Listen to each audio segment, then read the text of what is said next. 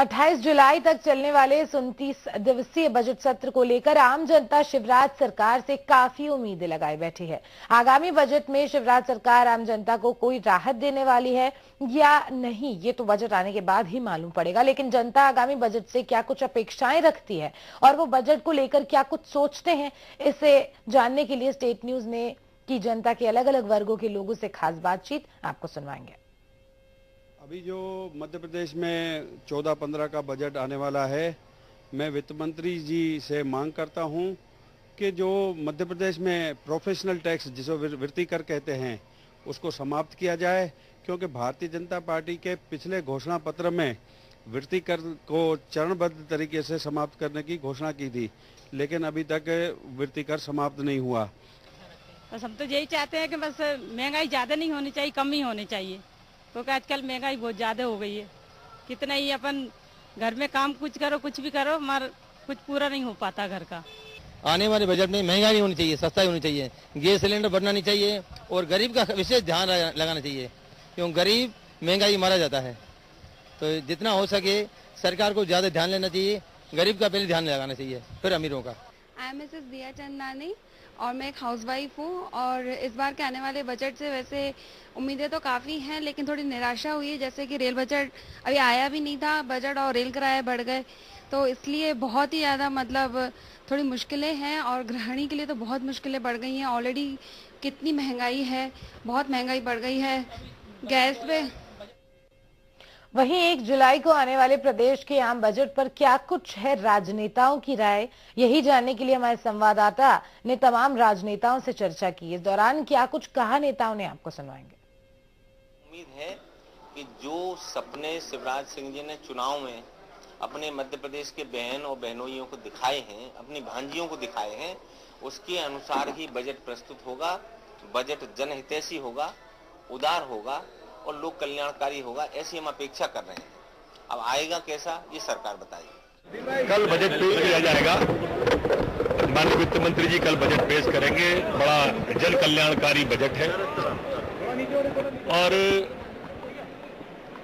8 विधेयक इस सत्र में लगभग अभी प्रोसेस में है, जो चर्चा में आ सकते हैं।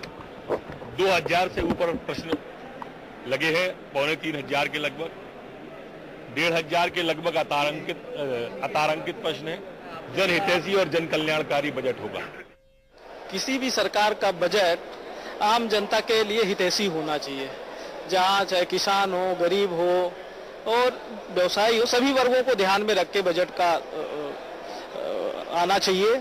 और हम समझते हैं कि इस सरकार से तो हमें उम्मीद नहीं है, इस सरकार से हमें उम्मीद नहीं है कोई इस तरह का बजट बनाएगी। आप देख सकते हैं केंद्र में जब तक सरकार नहीं बनी थी तब तक अच्छे दिन आने वाले हैं, अब तो रातें उनकी अच्छी हो गई और जनता का दिन खराब हो गया। वैसे यहाँ भी है, जो बोलते हैं वो होता नहीं है। भगवान करे कि नए वित्त मंत्री आए हैं, कुछ उनको सद्बुद्धि दे और अच्छा बजट लेके आए, जिससे गरीब जनता को, किसानों को राहत मिल सके।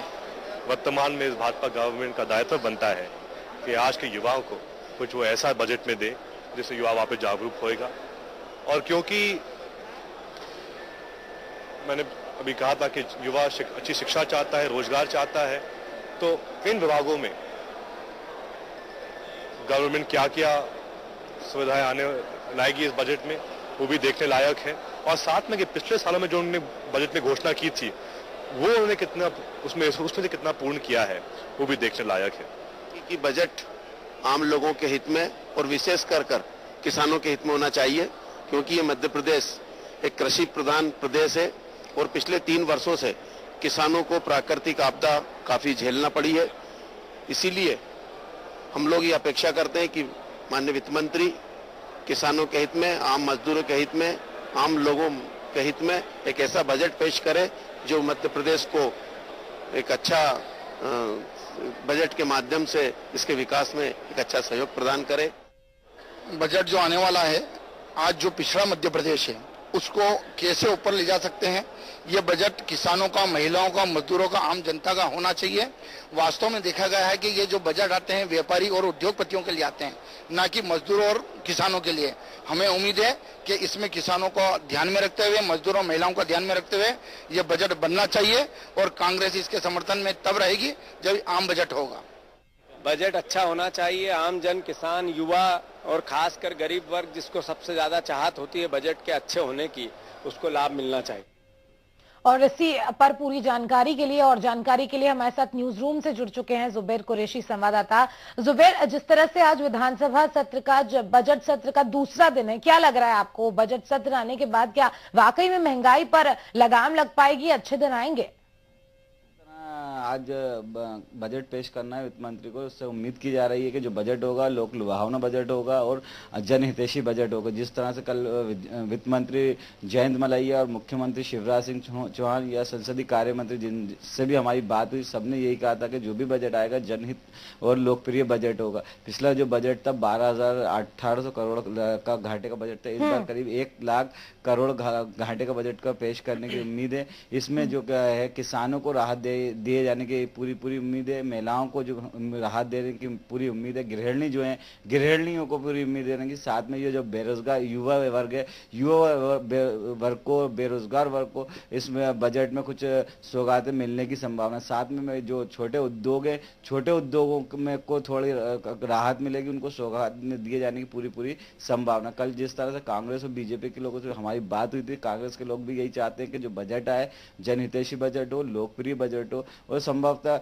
जो बजट आएगा उसमें कुछ जो वेट टैक्स है उनको कम करने की कोशिश की जाएगी। जिस तरह से लोग दिग्विजय सिंह का सपना, शिवराज सिंह चौहान का सपना है कि हर गरीब को घर मिले और सबके पास अपना घर हो, अपनी छत, उसको मद्देनजर रखते हुए इस बार बजट में जो बिल्डिंग मटेरियल्स है, भवन निर्माण की सामग्री है, उस पर जो वेट टैक्स लगता है उसमें वेट टैक्स में कटौती करने की पूरी संभावना है। जी, तो जुबैर, वित्त मंत्री जयंत मलैया ने यह भी कहा है साथ में कि कोई भी अलग से कर नहीं लगेंगे, यानी कि टैक्स से जनता को निजात मिल सकता है। कितना हितैषी रहेगा ये लोगों के लिए? बिल्कुल, अगर कोई कर नहीं लगता इस बजट में, किसी तरह का कोई टैक्स नहीं लगाया जाता, तो जाहिर सी बात है कि जनता के फायदे की बात होगी, जनता के हित की बात होगी उस बजट में। पिछले बजट भी जिस तरह का पेश किया था, पिछले साल जब बजट था 2013-2014 का, वो चुनाव की बजट था, उसमें लोग लुभावने वादे किए गए थे, कई तरह की योजनाओं के लिए प्रावधान किया गया था, कई किसानों के लिए प्रावधान किया गया था, हार्स पावर के लिए प्रावधान किया गया था। तो अब चूंकि ये शिवराज सिंह चौहान के तीसरे कार्यकाल का पहला बजट है, उस पहले बजट को भी क्या कहते हैं जनहितैषी बनाने की कोशिश की जाएगी, जन लोकप्रिय बनाने की कोशिश की जाएगी। शिवराज सिंह चौहान खुद भी चाहते हैं, वित्त मंत्री जो जयंत मलैया वो भी सीधे जनता से जुड़े हुए, तो वो जनता की जरूरतों को जानते हैं, जनता की परेशानियों को जानते हैं। तो पूरी इस चीज की संभावना व्यक्त की जा रही है, जो बजट आएगा वो पूरी तरह से जनहितैषी होगा। यहाँ तक कि भारतीय जनता पार्टी के सदस्यों के साथ ही कांग्रेस के सदस्यों को भी ये उम्मीद है कि जो बजट पेश करने जा रही है वो पूरी तरह से एक जनता के हित में बजट होगा, किसी तरह के नए कर नहीं लगाए जाएंगे। हाँ, दूसरी चीज है, पेट्रोल डीजल पे कुछ वेट टैक्स बढ़ाया जा सकता है, खान पान की सामग्री जो होटल्स रेस्टोरेंट्स उसमें वेट टैक्स बढ़ाया जा सकता है, बीड़ी सिगरेट पान तंबाकू इस पे टैक्स बढ़ाए जाने की संभावना है। जी, तो जुबैर, इन दिनों हमने देखा कि पेट्रोल डीजल प्याज यहाँ तक कि रेलवे के जो किराए के दाम थे वो तक इतने धड़ल्ले से बढ़े हैं कि एक महीने में नरेंद्र मोदी की सरकार आने के बाद जनता को तगड़ा झटका लगा है। तो क्या लग रहा है आपको कि बजट सत्र एक बार अगर आ गया तो किस तरह की रणनीति होगी नरेंद्र मोदी की सरकार की? क्योंकि काफी सारी उम्मीदें थी जनता की और इसीलिए सरकार को जिताया भी था लोगों ने। देखिए, आज जो बजट हो रहा है मध्य प्रदेश विधानसभा का बजट पेश हो रहा है, मध्य प्रदेश की सरकार का बजट पेश हो रहा है। अभी केंद्र सरकार ने अपना बजट पेश नहीं किया है, वो पूरे देश के लिए बजट होता है, और ये जो बजट पेश होता है वो सिर्फ प्रदेश के लिए होता है, मध्य प्रदेश के लिए बजट होगा।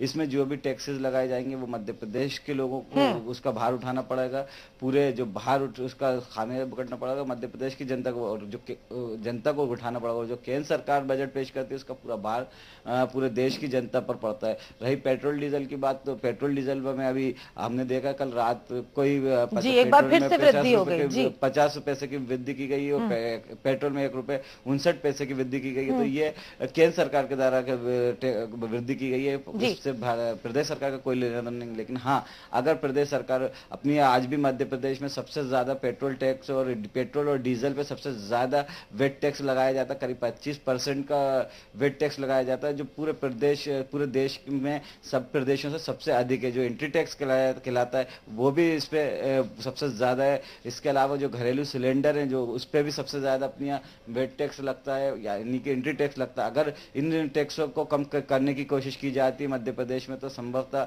पेट्रोल के दाम में, घरेलू गैस सिलेंडर के दामों में कुछ कमी लाई जा सकती है। जी, तो जुबैर, बजट सत्र जो है ये मध्य प्रदेश की अगर हम बात करें, विशेषकर मध्य प्रदेश के लोगों को इससे फायदा पहुंच सकता है, लेकिन जब आपने बातचीत करी लोगों से और उनका ओपिनियन जानना चाहा तो ज्यादातर लोगों ने यही कहा कि महंगाई से काफी त्रस्त है वो। तो क्या लग रहा है आपको कि एक बार अगर बजट सत्र आ जाता है तो क्या लोगों की जो नाराजगी है वो कम की जा सकती है? कहीं ना कहीं शिवराज सिंह चौहान से जो नाराज चल रहे हैं खासतौर के किसान और वो मध्यम वर्ग जो कहीं ना कहीं काफी मुश्किलें झेल रहा है इन दिनों, तो क्या उससे निजात पा सकता है मध्यम वर्ग और किसानों की अगर हम बात करें तो? बिल्कुल रोशनी, जिस तरह से चुनाव के दौरान भी भारतीय जनता पार्टी ने अपने मैनिफेस्टो में ये घोषणा की थी कि जो घोषणाएं की थी उन घोषणाओं को इस बजट में शामिल किया जा सकता है। उन घोषणाओं को देखते हुए उन घोषणाओं को लागू करने के लिए बजट में प्रावधान किया जा सकता है। तो कहा जा सकता है जो घोषणा थी उसमें किसानों के लिए घोषणा थी, बेरोजगारों के लिए योजनाएं थी, जो SC/ST वर्ग है उसके लिए घोषणा थी, अल्पसंख्यक वर्ग है उसके लिए घोषणाएं थी। इसके साथ ही जो उद्योगपति है, जो व्यापारी वर्ग है उनके लिए घोषणा थी। तो कहा जा सकता है कि जो बजट जो बनाया जा सकता है, जो बजट पेश किया जाएगा वित्त मंत्री द्वारा आज, वो कहीं ना कहीं बीजेपी के जो मैनिफेस्टो है, घोषणा पत्र, उससे जुड़ा हुआ होगा, उसको मद्देनजर रख के पेश किया जाएगा। और इस बजट में सबसे बड़ी बात है कि युवाओं को जो हमारी कल भी बात हुई थी, जो भारतीय जनता पार्टी के या कांग्रेस के युवा विधायक है उनसे भी हमारी बात हुई थी, उनका भी साफ ये कहना था कि बेरोजगार जो मध्य प्रदेश में एक अनएम्प्लॉयमेंट एक समस्या है, एक प्रॉब्लम, उसको दूर करने के लिए बजट में प्रावधान किया जाना चाहिए। बेरोजगारों को रोजगार के साधन मौके उपलब्ध कराए जाने चाहिए, बेरोजगारों के लिए नौकरियों में प्रावधान किया जाना चाहिए। तो कहा जा सकता है बेरोजगारों के लिए कई योजनाएं शुरू किए जाने के लिए बजट में प्रावधान किया जा सकता है। जी जुबैर, लेकिन मैनिफेस्टो की अगर हम बात कर रहे हैं तो मैनिफेस्टो में तो बहुत सारे ऐसे वादे किए गए थे जो अभी तक पूरे नहीं हुए हैं। कहा यह भी जा रहा था, क्योंकि आप इतने सारे वादे बता रहे हैं सरकार के, तो कहा यह भी गया था कि एक बार अगर सरकार आ जाती तो एक हफ्ते में मध्य प्रदेश हो या पूरा देश हो, लोगों को निजात, जो कुछ प्राथमिक जो प्रमुख समस्याएं हैं उनसे तो निजात मिलेगा ही। लेकिन जो अभी का नजारा है, वर्तमान नजारा जो हमको देखने को मिल रहा है, उसमें वृद्धि ही दिखाई दे रही है। महंगाई पर रोक तो अलग बात है, बढ़ती ही जा रही है, बढ़ोतरी ही देखी जा रही है। अब तक तो कितना विश्वास किया जाए इस पूरे बजट सत्र पर?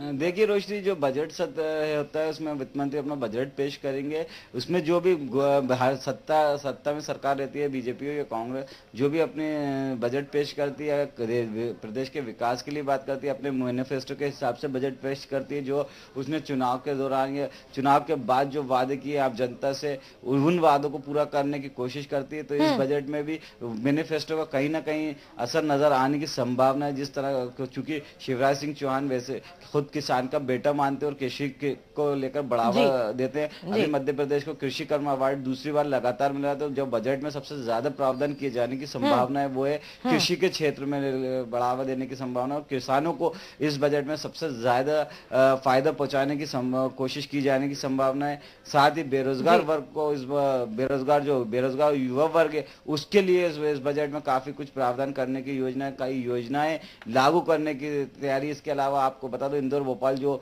मेट्रो ट्रेन के चलाए जाने की योजना है उसके लिए भी बजट में प्रावधान किए जाने की प्रावधान है। साथ ही जो छोटे उद्योग हैं, छोटे उद्योगपति, उनको आगे बढ़ाने के लिए, उनको मुख्यधारा में लाने के लिए भी बजट में कोई इस तरह के प्रावधान किए जा रहे हैं कि जो रॉ मटेरियल होता है उस रॉ मटेरियल पे जो टैक्सेस होते हैं उनको कम करने की पूरी तैयारी की जा रही है। तो कहा जा सकता है एक तरह से जो बजट आने वाला है वो बीजेपी की जो मैनिफेस्टो है उससे कहीं ना कहीं प्रभावित रहने की उसकी संभावना है। जी जुबैर, तो ये कहा जा सकता है साफ तौर पर कि सभी वर्गों को ध्यान में रखकर ये जो बजट सत्र है ये लाभदायी होगा और उन सारी मुसीबतों से निजात मिलेगा लोगों को जो इतने दिनों से जिनको इंतजार था कि सरकार आएगी और उनके लिए कुछ हितैषी कार्य किए जाएंगे, वो शायद सार्थक साबित हो जाए। तमाम जानकारी के लिए जुबैर आपका बहुत बहुत शुक्रिया।